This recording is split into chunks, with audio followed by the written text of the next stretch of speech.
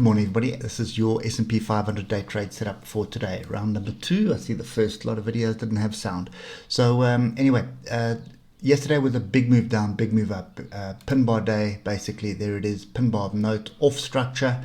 And pay attention to how I drew the structure. I basically just connected these two lines here because it was a higher low.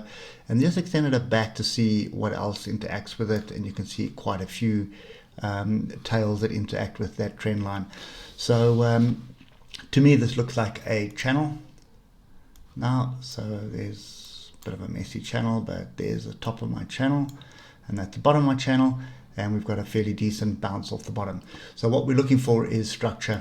And structure is going to be off a couple of areas. First area is around here. That's quite a deep pullback, and that's on the 8 hour. If we start looking at the 3 hour, you're going to see lots of structure all over the place.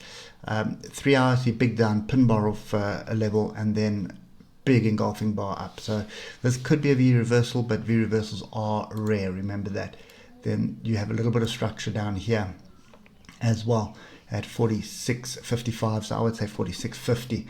So if we get to the hour, and this is where we want to be paying attention. First thing is we've got a trend line here. The hour trend is down. It's clearly down. It's been down for 3 days. We did get a bit of a flag here. If you look at that, there was our flag, and that was a bull flag targeting this high here, and we broke to the opposite direction. So the probability of it continuing is very low. So at the moment we're back in this flag. So I would look for structure, and it's going to be between 46.55 and 46.50, and just round that off, pick up these tails here.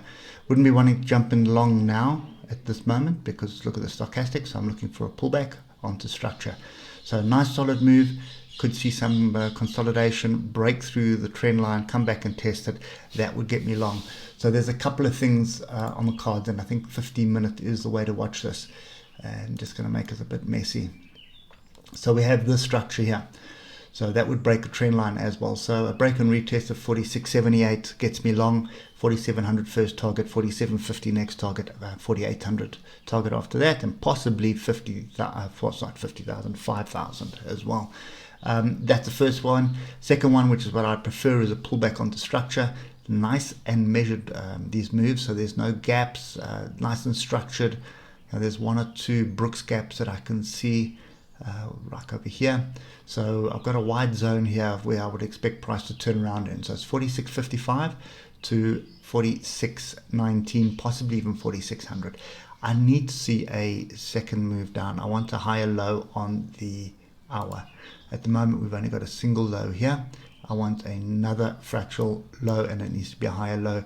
Oscillators ease off. That's going to be the signal for me to start getting in for the longs. Anyway, patience is key at the moment. Pay attention to these levels. If you see price action on the 15-minute and it starts looking bullish on those levels, and you're getting pin bars, inside bars, engulfing bars, well worth taking the trade.